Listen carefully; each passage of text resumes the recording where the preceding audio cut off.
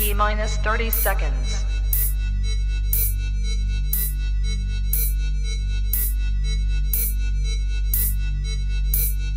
T minus 20 seconds.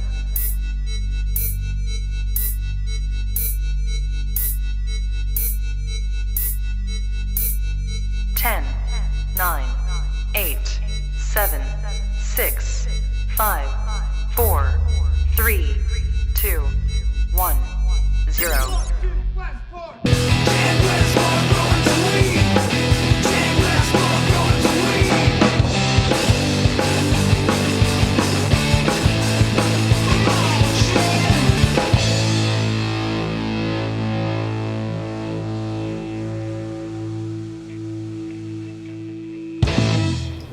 Hey everybody, Chad Westport here, and today I'm here to tell you about the #1 best genetic to breed with. Cannabis has seen a huge influx of genetics over the past decades, and the combinations keep rolling off of the assembly line. Growers are putting hot new genetic with the next hot new genetic together, and they're getting some pretty good results. Like, I think we all know, making seeds is not hard. What this approach doesn't understand or appreciate are things like bottlenecking, genetic depression, and that you're unintentionally sometimes taking undesirable recessive traits and making them into a dominant trait. That is all a conversation for another day though. Today we're here to talk about the #1 best genetic to breed with.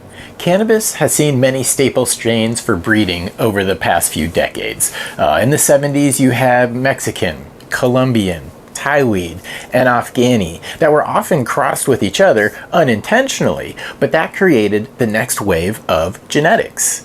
And in the 80s, you saw a lot of Afghani #1, Skunk #1, Haze, NL5. And those were crossed into so many different things, it was the thing to do if you were a breeder. And that created the next wave of genetics. In the 90s, we had things like Chems, OGs, and Kushes. And as anybody knows, that is the backbone for a lot of some of the hottest things that we have today. So the list could keep on going. But here we are today. We have high potency weed. We have weed that looks pretty, and we have weed with unimaginable levels of trichomes on them. And that leads me to the best cannabis genetic to breed with. The best cannabis genetic to breed with is one that you are intimately familiar with and have run for several runs. Wait a minute, Chad. You said the #1 best genetic to breed with. I thought you were gonna give me a strain. You did me dirty. You just said is one that you are intimately familiar with and have run for several runs. And yes, I did just say that. But please, let me explain.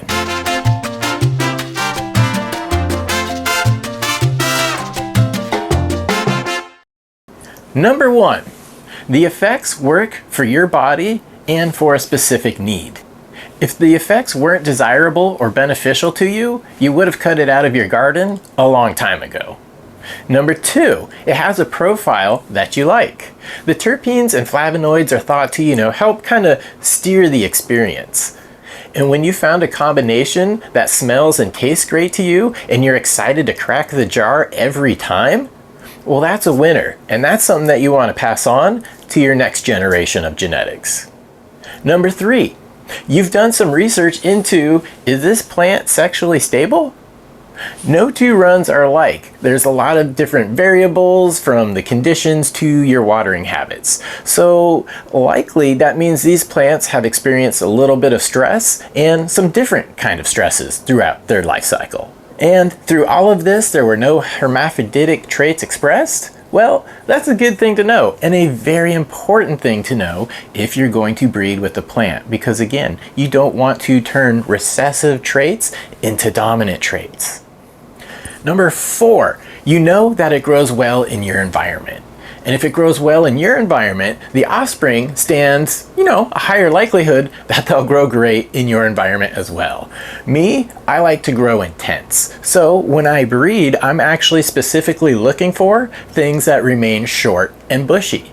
I have grown some amazing freaking plants that were just a little bit too tall. So as much as I enjoyed them, they're not something that I'm introducing into my breeding program.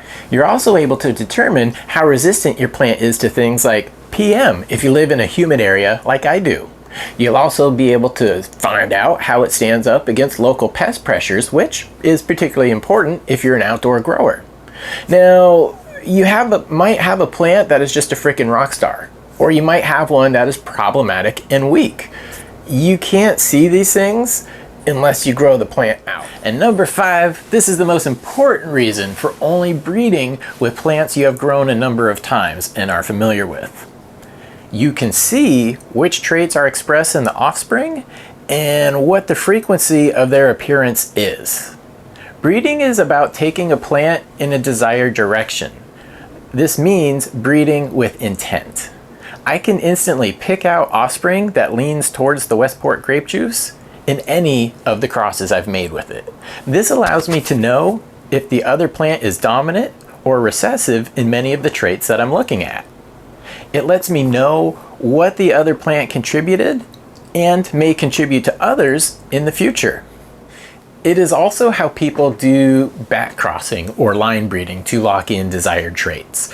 If I create offspring and it has a desired trait that I'm trying to lock in from the Westport grape juice, then I can increase the frequency of those genes by crossing it back to the original Westport's grape juice.